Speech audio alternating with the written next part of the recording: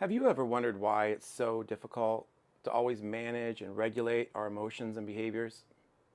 In this brief video, I'm going to explain the roles of the child self, the ego self, and the parent self, and why it is so important to learn how to effectively parent yourself. So let's start at the beginning. The first strategy that a newborn baby uses to get attention in order for their needs to be met is to cry. If their needs are still not being met, then they resort to crying harder and louder in order to convey distress. Unmet needs for a baby feels like the end of the world for them. The stronger the emotional reaction, the more effective this strategy is, and this becomes the foundation for the child for getting attention when they have needs.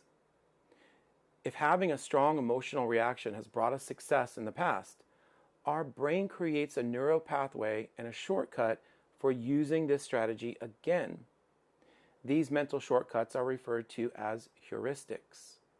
Now, as we get older, we will try out other emotional reactions and strategies to see if these are also as effective, such as displaying anger and aggression, sadness, pain, screaming, pouting, or even pretending to be happy. Why do we use these strategies?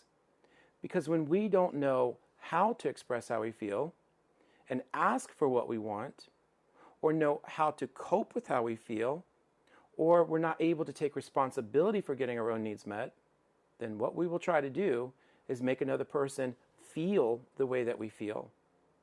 Our feeling brain wants to be understood and supported because we want an ally who will care about what we need and respond to those needs, because that person now feels our pain and can understand the urgency of our need for attention.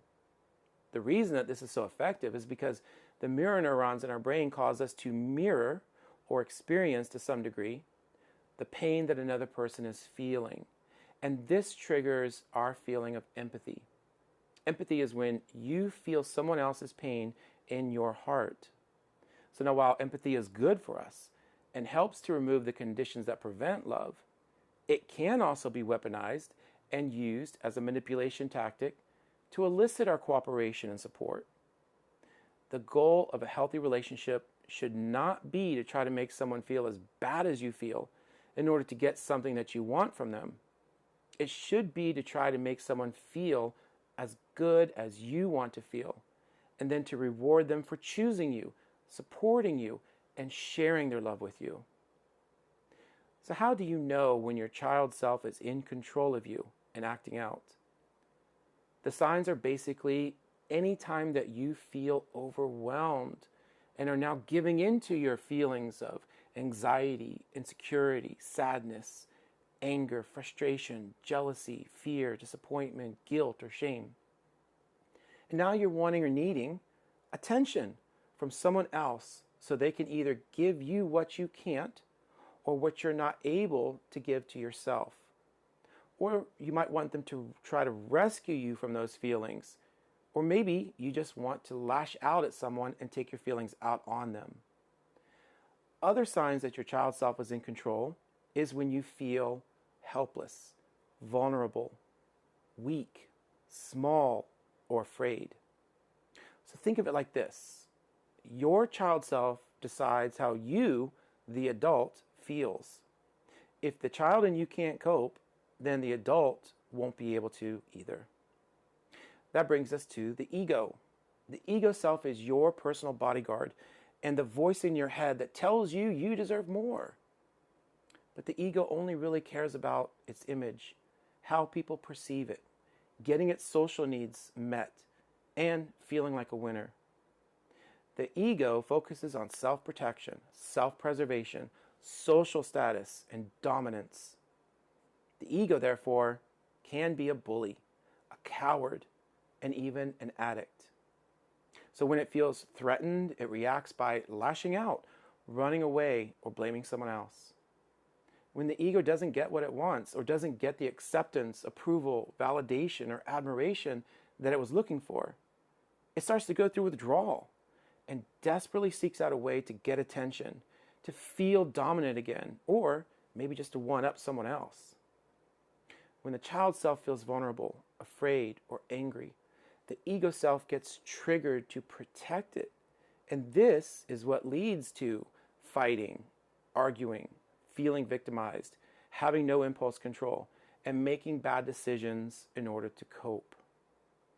The child self and ego self look for allies to come to their rescue because they are dependent on the pack for getting their needs met and don't know how to properly function on their own, make good decisions, and cope effectively.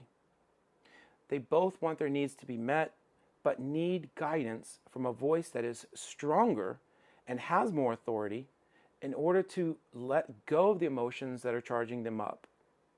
This needs to be the voice and leadership of the mature parent self. So now, think of yourself as like a vehicle. A vehicle has several seats for passengers, but only has one steering wheel. Your child self and ego self are the children riding along with you, telling you their feelings, sometimes crying, sometimes yelling and angry. But you, the parent, have to be the responsible one that's in control of where you're going, how you're going to get your needs met, and be in charge of making sure that everyone gets there safely. Your parent self must have self-control and empathy. Be a critical thinker. Be able to process and cope with your feelings. Be the voice of reason and be qualified to lead with love, lead by example, and lead by action. When the parent self is able to be assertive, decisive, and stay calm, then your entire being feels peaceful, confident, and secure, which is very soothing to your child self and ego. You're now able to show up in a way that commands respect, credibility, and authority. One of the most incredible benefits of this is that you are demonstrating that you are trustworthy, responsible, and able to then express your needs and ask for what you want in a way that is well received and appreciated by others. You are able to create a safe environment that encourages collaboration and reciprocation instead of conflict and retaliation. By effectively parenting yourself, you are establishing your credentials as a leader and showing the emotional maturity that is needed for a healthy and successful relationship with yourself and others. I hope you've enjoyed this video, and I hope it helps you to create more loving relationships.